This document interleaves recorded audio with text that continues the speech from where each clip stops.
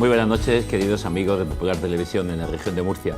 Un miércoles más les invitamos a que compartan con nosotros esta media hora de una nueva Vida con Luz, un nuevo programa en esta aventura que hace ya meses comenzamos con ustedes. Hoy con nosotros un nuevo invitado, un amigo, Manolo Bernal. ¿Qué hay? Manolo, ¿quién eres? ¿Quién es Manolo Bernal? Bueno, Manolo Bernal es un hombre de 41 años, felizmente casado, que trabaja en el Ayuntamiento de Cartagena como bombero y que me llaman a este programa para que dé mi testimonio de vida, donde el Señor pues ha intervenido. Hay un momento en el que el Señor interviene en la historia del hombre y ese es mi caso. Pues vamos a ir descubriendo poco a poco, porque naces en una infancia normal, corriente. ¿Cuántos erais de familia? Tú eres, sí, situándonos un poco en Cartagena, sí, me he criado no exactamente Cartagena, sino digamos en una... Es un barrio muy cercano, muy castizo, el barrio de los Dolores. Cartagena. Y ahí me crié con mi hermano mayor y a los 14 años tuve una hermana. Somos tres de familia, 3 hijos y el matrimonio. Mi padre ha sido comerciante toda la vida, ha sido vinatero, muy conocido en el barrio. Y yo pues hasta que me casé a los 32 años pues estuve colaborando en la bodega, hasta que después de una vida muy azarosa, donde se truncaron las ilusiones infantiles, pues yo quería irme a la Academia de Oficiales. Y ¿qué cartagenero no ha pensado algo de ser militar? Sí, ¿no? La verdad es que no viene en la sangre. Y por muchas vueltas que da la vida, pues empecé ingeniería y tampoco terminé hasta que, después de muchas vueltas, y por pura misericordia de Dios, pues pude coger una plaza primero de conserje, ciertamente, porque ya me hice un poco profesional de la... ¿Cuántos años opositando? A distintos. Primero, la intención yo de ser militar. Yo empecé en el año 96 en la mili y terminé en el 2004 como bombero y en el 2000 como conserje de grupo escolar. Fueron muchos años. Primero para querer ser militar, después empiezas ingeniería, después para opositar, ¿qué intención entre bombero, policía local? No, yo siempre, después de la frustrada intención de hacer ingeniería, porque en esa época era la que estaba totalmente en el mundo y por supuesto ni Dios estaba en mi vida y no tenía un axis donde coger y una certeza de lo que quería en esa vida, pues lo que nos pasó en la crisis de aquella del 92 a muchos cartageneros, ¿no? Buscar un trabajo fijo, y entonces pues empecé primero con la de policía local. Luego tuve la fortuna de que un familiar me dirigió por el tema de bomberos y viéndome bien físicamente y bueno, tenía un nivel intelectual que por aquel entonces, aunque no había terminado ingeniería, pues podía afrontar esas oposiciones que son bastante duras, ¿no? Hasta que al final pues aprobé. Y ya relajado, en ese momento, yo aprobé en el 2004, pues aconteció, por aquel entonces, después de salir de comunión, ya no pisé la iglesia, lo típico. Mi familia era una familia practicante, sobre todo en mi madre, donde veía yo cómo ella iba a misa y ya pues todos los domingos. Mi padre se dedicaba básicamente a trabajar, a llevar el pan a la casa, muy trabajador de su negocio, y entonces fue ahí el momento donde, sin saber cómo, abandoné la iglesia. La experiencia religiosa se quedó, como tú dices, sí, que es una expresión que tú usas, ¿no? Te quedaste con el traje de primera comunión. Con el traje de primera comunión, porque yo me quedé con el traje de primera comunión porque, no recuerdo ya cuando ya dejé de ir a misa. Mi madre a lo mejor le faltó pegarme algún cocotazo, llevarme, pero pues la mujer pues ahí estaba y hizo lo que pudo, ¿no? Entonces pues estuve pues muchos años fuera, siempre respeté el hecho religioso, siempre, no he sido rebelde, pero era indiferente. El único axis que me unía al hecho religioso era que, como buen cartagenero, pues era procesionista y con 17 años ya nos apuntamos a un grupo de lorenses a San Juan, California, ahora prácticamente hemos hecho 25 años, y eso es prácticamente lo único que me unía con la iglesia. Y también pues sacar a la Virgen de los Dolores, éramos procesionistas.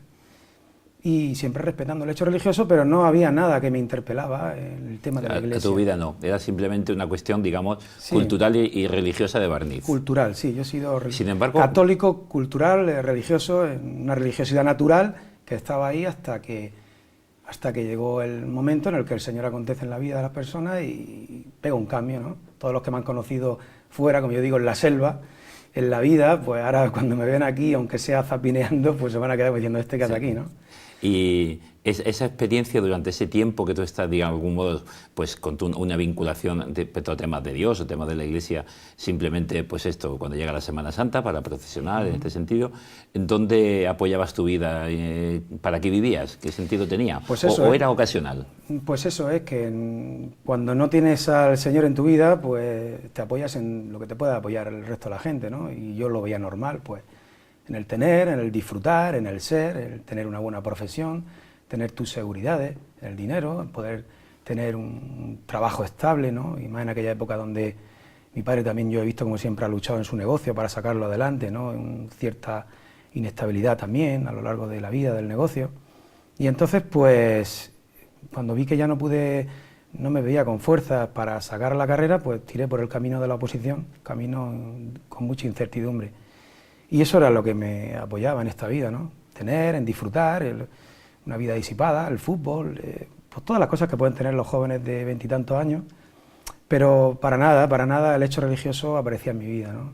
Era algo así, era una cultura, una costumbre, pues bueno, el Papa Juan Pablo II estaba ahí y de vez en cuando pues miraba las noticias y no tenía una querencia especial en cuanto que formaba parte de mi vida, pero como algo sociológico. O sea, es como el que tiene un cuadro del abuelo en la casa, pero simplemente está ahí el cuadro, ni te acuerdas de él, ni te dice a ti personalmente nada.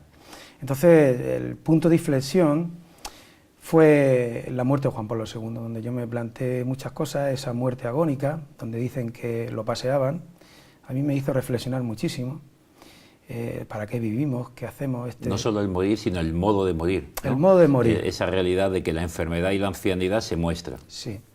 Y yo vi una autenticidad grande que no había visto en mi vida, no había visto algo tan fuerte, en el sentido de que ese Papa, pues que había sido tan importante para unas generaciones pasadas, para mí, pues cuando murió y el Señor pues me regaló llorar. Yo tuve una contrición, no sabía qué me pasaba. Yo lloré cuando lo veía y me emocionaba cuando lo vi por televisión, pues me hizo plantearme qué pasaba aquí, que había una parte de mi vida que no cubría importante, que era el hecho religioso, ¿no?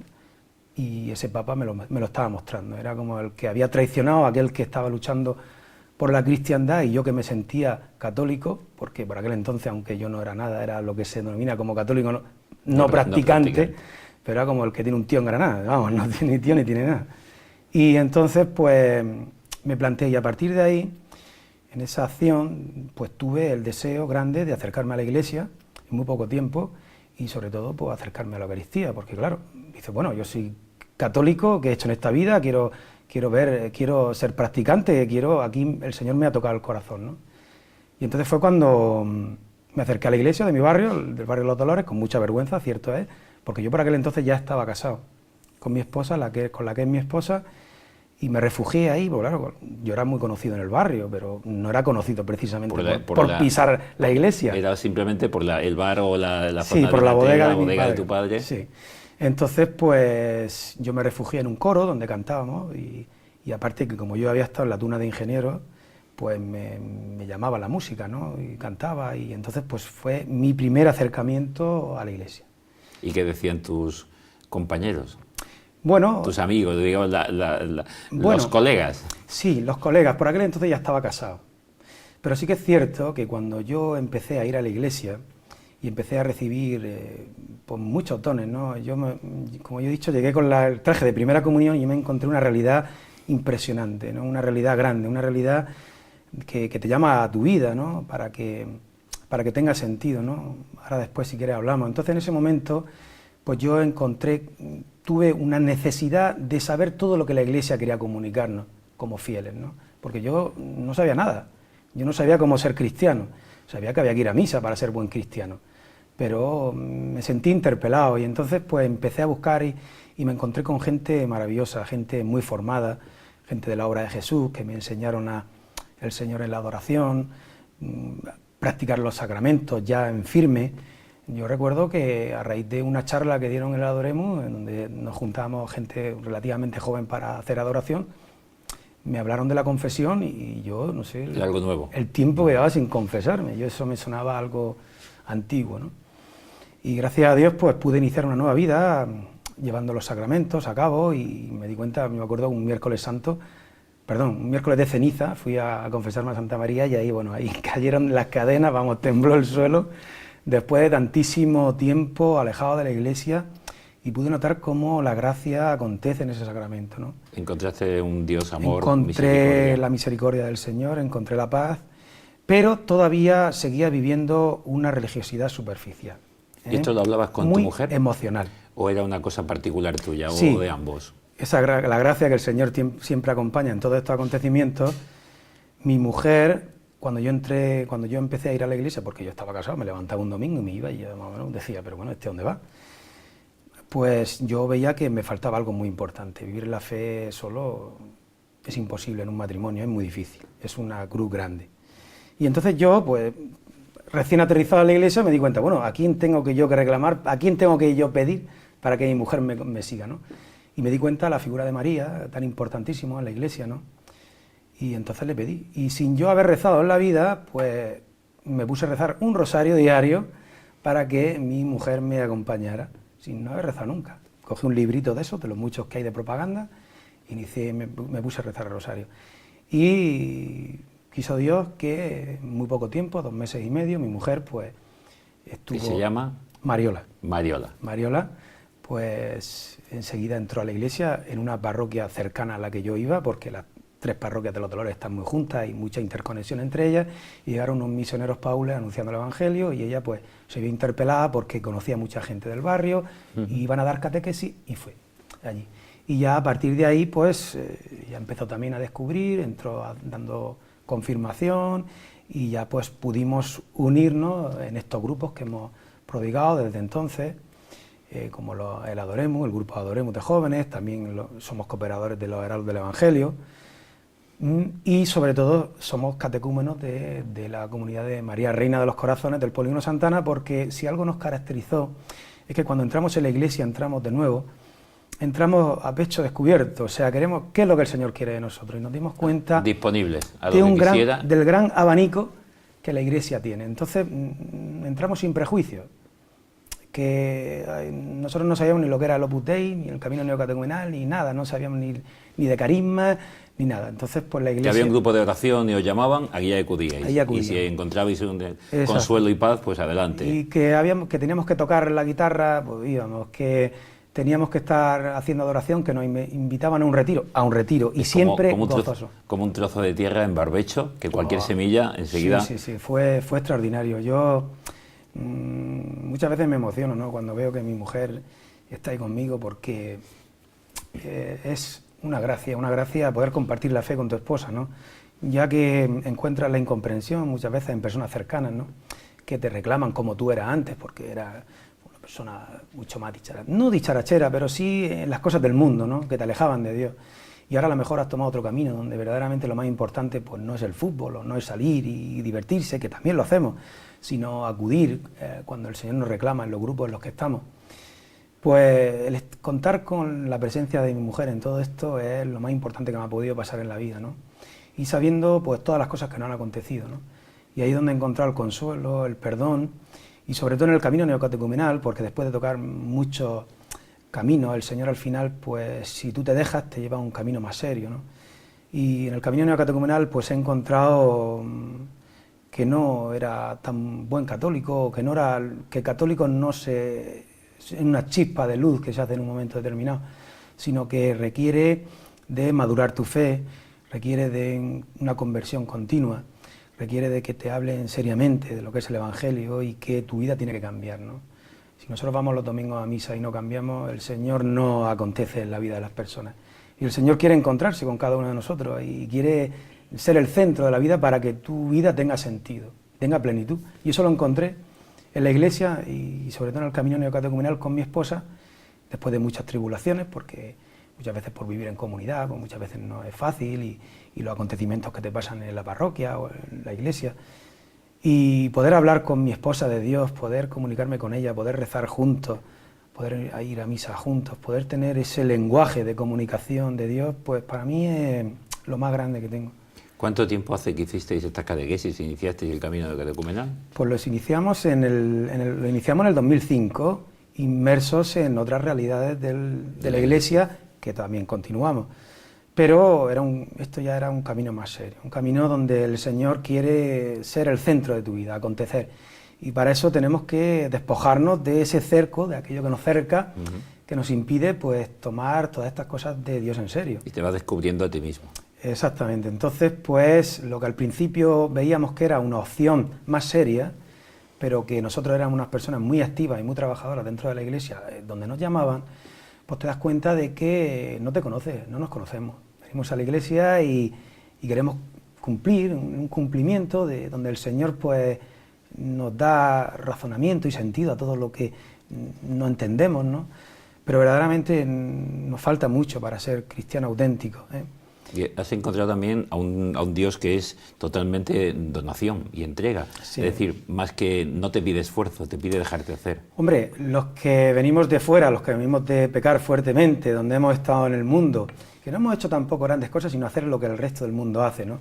Favorecer la cultura que destruye al hombre y dejándonos llevar como los peces que lleva el río, pues nos hemos encontrado con un Dios misericordioso, donde un Dios que no te juzga, que te ama, donde tú claramente desciendes al interior de tu vida y te das cuenta de tus debilidades, de tus miserias, y que el Señor solo quiere que se las depositemos, ¿no?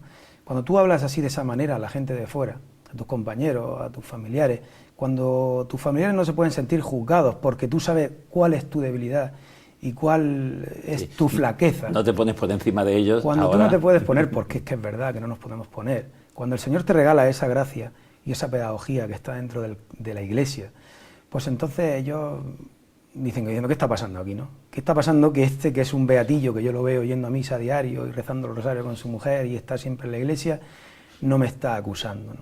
No me está acusando. Yo siempre lo digo, ¿no? Mi matrimonio es así y nos llevamos muy bien y estamos tan unidos porque el Señor está dentro. Porque yo no soy mejor que los muchos compañeros que tengo que se han divorciado. No soy mucho mejor. Yo soy de la misma carne y tengo las mismas debilidades. ¿Ya has cumplido 10 años o 10 casi? años. 10 años. En el año 2003. Y eso, hoy día eso es un triunfo. Pues sí. Tendrás compañeros que ni un año ni dos. Exactamente, en un colectivo de 110 compañeros donde todos saben que amar es la verdad y les gustaría mucho tener una pareja estable y lo saben, pero se ven incapacitados. Por eso es tan importante anunciar al mundo a Jesucristo, ¿no? Ese amor que nos viene de Dios, que manda a su Hijo Jesucristo, para cargar la cruz de nuestros pecados y anunciarte una nueva vida y entonces poder salir de ese cerco que nos impide amar al otro. ¿Y qué notan ellos en ti? ¿O por qué tú eres un interrogante ahora en medio de los bomberos de Cartagena? Digo, bueno, sí, no. Sí, cierto. Pero al mismo tiempo también tampoco puedes, en algún momento te sientes que puede ser un antitestimonio en algún momento, ¿no? Correcto. Yo siempre digo que ellos me ayudan a mi santidad. Porque cuando ya me ven tan marcado y que estoy tan definido dentro de la Iglesia, cuando mi carne me sale y me lleva a hacer alguna, me dice, cuidado, tú no puedes. Ellos mismos te ayudan. Ellos mismos me ayudan. Y la verdad que al principio yo entré en la Iglesia estando en los bomberos, o sea, hubo un cambio, alguien vieron y yo cambiaba guardia, oye, cámbiame la guardia que tengo misa o tengo una convivencia. Y nunca he notado incomprensión, al revés, el colectivo de bomberos es un colectivo muy esforzado, siempre han sido muy buenos compañeros conmigo y me han respetado. Dentro de que hay personas que han querido saber más, sobre todo aquellos que han tenido una tradición familiar, cultural, católica más profunda. Yo siempre me ha chocado que los que no me sentían atacados, pero los que querían más respuesta y no les chocaba lo que estaba pasando en mí, eran aquellos que a lo mejor venían de colegios católicos. Me chocaba mucho. Y entonces ellos me han ayudado también a interrogarme muchas cosas y a dar respuesta. Tener que buscar tú para darle respuesta a ellos. Correcto. Entonces fue una vorágine al principio, claro, cuando yo salí y todo el mundo se enteró, oye, esto va a misa, tal, pero bueno, ¿esto qué es? Las típicas chanzas, algunas más intencionadas, otras menos, pero siempre respetando. Entonces yo decidí seguir al Señor y dar respuesta a todo, intentar dentro de la humildad de que yo ni soy teólogo ni nada, pero los católicos tenemos muchísimos recursos para dar respuesta, ¿no? Y el hombre de hoy necesita respuestas, ¿no? Necesita respuestas para el sufrimiento de hoy, para todo lo que está aconteciendo. Y entonces, pues en esas respuestas, dentro de la misericordia que el Señor me podía dar, pues le iban contestando, ¿no? Y yo me he encontrado un colectivo que me ayuda a vivir mi fe, que me respeta, que me exige también que sea un buen católico, y no me he sentido nunca juzgado, ¿no? Y también tengo compañeros con los que puedo hablar de Dios.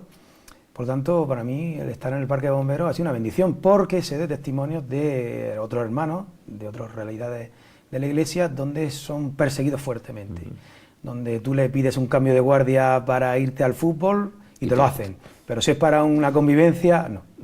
Y sin embargo, pues yo tengo la gracia de que muchos me llaman, oye Manolo, que yo sé que tienes misa, tal, venga, pues te lo cambio porque a mí me viene bien, o tal, y es que es una gracia poder estar, que el Parque de Bomberos de Cartagena es un parque muy particular, hay gente muy buena, muy esforzada. ¿Sigues todavía vinculado con las cofradías?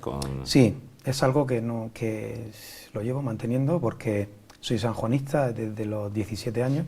Pero seguro que has descubierto una realidad distinta. Sí. ¿O lo vives de otro modo? Lo vivo de otra manera. Si bien muchas veces, pues, al principio cuando entras en la iglesia, los que están dentro de la iglesia, pues ven una realidad insignificante, como el que sale en la procesión y ya no vuelve a la iglesia hasta el año siguiente, ¿no?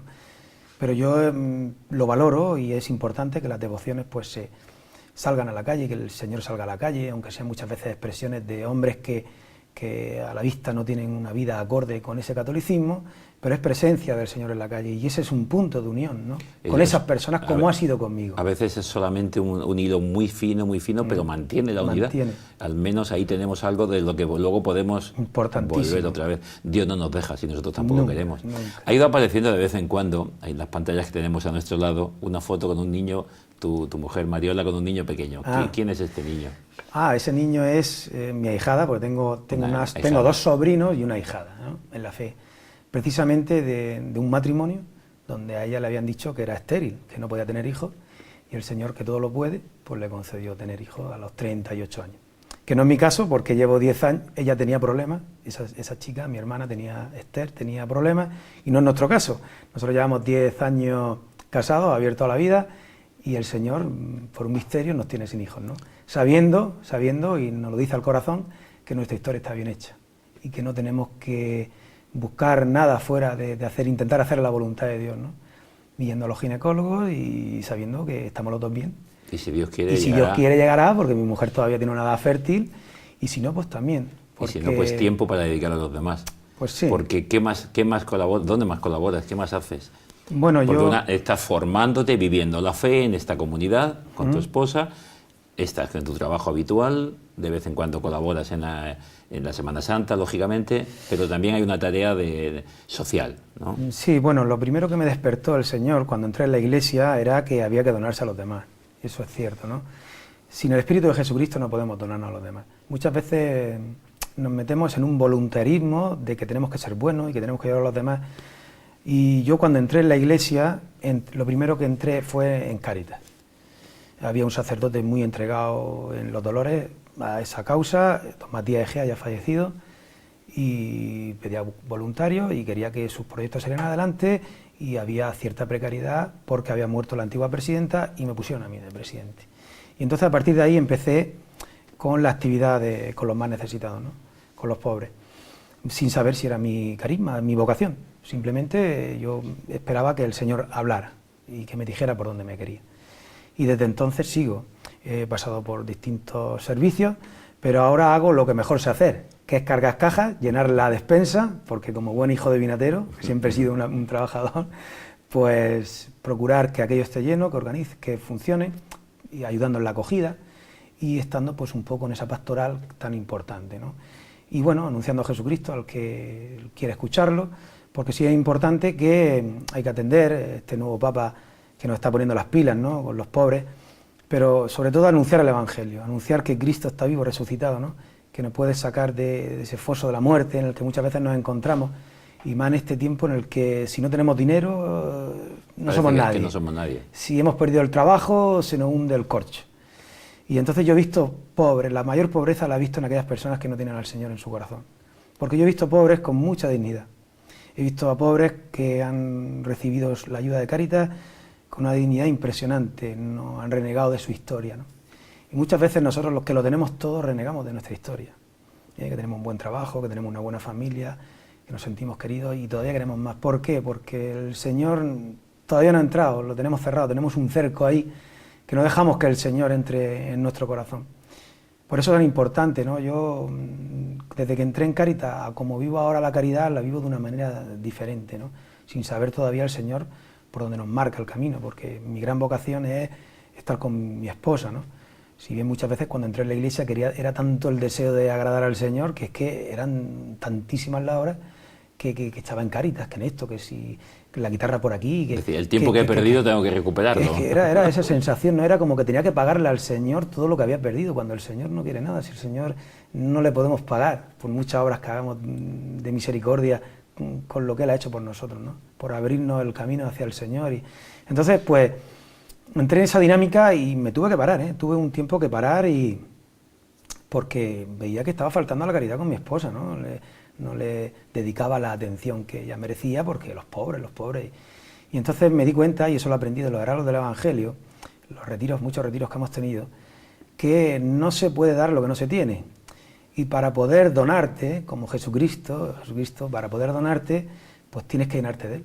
Y en la oración, en los sacramentos, y en ese desborde es cuando eso que desborda es lo que te puede dar a los demás. Es decir, que la caridad no es ser un voluntarista del amor, ni es tener dinero y compartir, lo que dice San Pablo en la carta, sí, en el himno a la caridad. Ya podía dar todo lo que tengo en limosna, podía... Y una frase muy dura, hasta dejarme quemar vivo, sí, si no tengo amor. Yo, cuando entré en la iglesia, era de los que... Aquí estoy, Señor.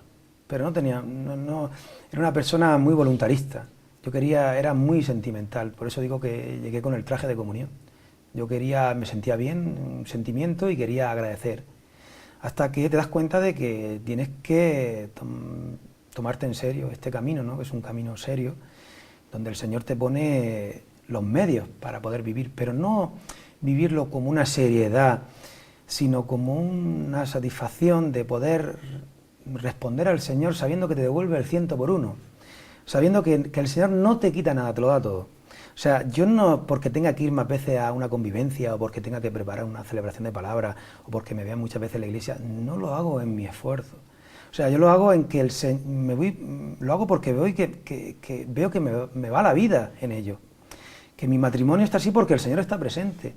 Y esa conversión continua en todos estos grupos, y como lo vivimos en el camino neocatecumenal, es para que el Señor siga haciendo su creación en cada uno de nosotros, sabiendo que la conversión llega hasta la muerte, que esto no es que te dé un fogonazo y ya eres ya católico. Y entonces te das cuenta, cuando eres generoso y dejas que el Señor actúe en tu vida, te das cuenta que detrás de cada puerta hay una sorpresa mayor, ¿no? Hay un regalo mayor del Señor. Por eso es tan importante pues anunciar el carisma, anunciar que Jesucristo ha resucitado, anunciar que la Iglesia te está esperando para darte una vida nueva, ¿no? Y dejarte hacer, sobre todo dejarte hacer, porque muchas veces sentarte y escuchar, y dejar que el Señor haga su obra. Pero hay que estar sentado. Pero hay que estar. Yo recuerdo un compañero que dice, ay Manolo, yo me gustaría que me picara la mosca, como el mosquito, como a ti te ha pegado. Pero ponte en el avispero que te pesque, ¿no? Que te pique. Y eso lo he podido experimentar, y todavía lo que me queda por vivir, porque yo todavía estoy en pañales. Yo llevo aterrizado en la iglesia muy poco tiempo, llevo desde el año 2005, ¿no? Y yo pues espero llegar a, como dice San Pablo, a la meta, ¿no? Haber llegado a la meta, pudiendo haber permitido que el Señor haga su historia en mí, en mi matrimonio, poder bendecir al Señor, porque oye, el demonio está ahí, ¿no? El príncipe de este mundo es el que te suscita muchas veces, pero ¿qué haces? ¿Qué no haces? Mira a los demás, cómo viven. Pero después de la experiencia de haber estado en el mundo, de haber estado en la calle, de ver que el Señor verdaderamente acontece en tu vida y da sentido a tu vida, donde tú eres capaz de poder verte en tu realidad de debilidad, de tu pecado, es ahí cuando verdaderamente empiezas a descansar.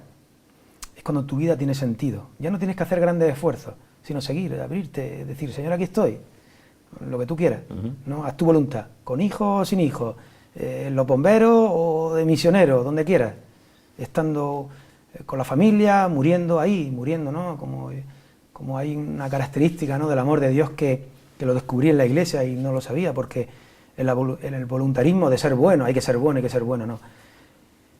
En el amor al enemigo es donde se ve verdaderamente, donde el Señor está actuando en ti. Y ahí no puedes, eso no se puede por esfuerzo. Yo puedo ser por esfuerzo muchas cosas. El Señor me ha dotado de energía, una persona voluntarista dentro de la iglesia. Pero si el Señor no está presente dentro de mí, yo no puedo amar al enemigo. Yo eso no lo había escuchado nunca, amar al enemigo. Si lo había escuchado, no me sentía interpelado. Y entonces, ayudado por esa pedagogía de la Iglesia, y solo por la gracia del Señor, pues puedes amar al enemigo, que el enemigo pues está al lado tuyo. Perfectamente. ¿Esta foto qué te sugiere? ¿Cómo fue la experiencia? Ah, bueno, pues esa es la primera jornada mundial de la juventud, porque yo soy ya un cuarentón. Pero para ti ha sido la primera jornada. Es la primera jornada, y fue con mi esposa a ver a Benedicto XVI, porque fue una bendición. Madrid. Fui a Madrid, nos fuimos allí, no pudimos entrar, tuvimos que irnos al final de un descampado allí. ¿Te refieres lloviendo, al gran encuentro no pudimos entrar, de Cuatro Vientos? De las colas que había no pudimos entrar. Y muchísima gente con nosotros no pudo entrar, ¿eh? Pero es que se respiraba ese espíritu de mansedumbre, ¿no? Bueno, pues no podemos entrar, pues nos pegamos una caminata de 3 kilómetros más y nos llevan allí al final de Cuatro Vientos, lloviendo, y por solo escuchar al Santo Padre, ¿no? Porque para mí el Santo Padre es la Iglesia, ¿no? Y yo no puedo diferenciar ese encuentro con Jesucristo de la Iglesia. Por eso reconozco que muchas veces defiendo a la Iglesia con pasión y no la veo como algo a juzgar, la veo como una madre. Yo a mi madre no la juzgo, la quiero en la medida de las fuerzas que puedo, ¿no? Pues la Iglesia igual, ¿no? Y la disculpo y veo que es una estructura perfecta, a pesar de los pecados de los que estamos dentro y muchas veces la falta de testimonio de los que estamos dentro, ¿no? Pero eso no quita el valor de todo lo que nos está transmitiendo. Y eso acompaña a la Iglesia.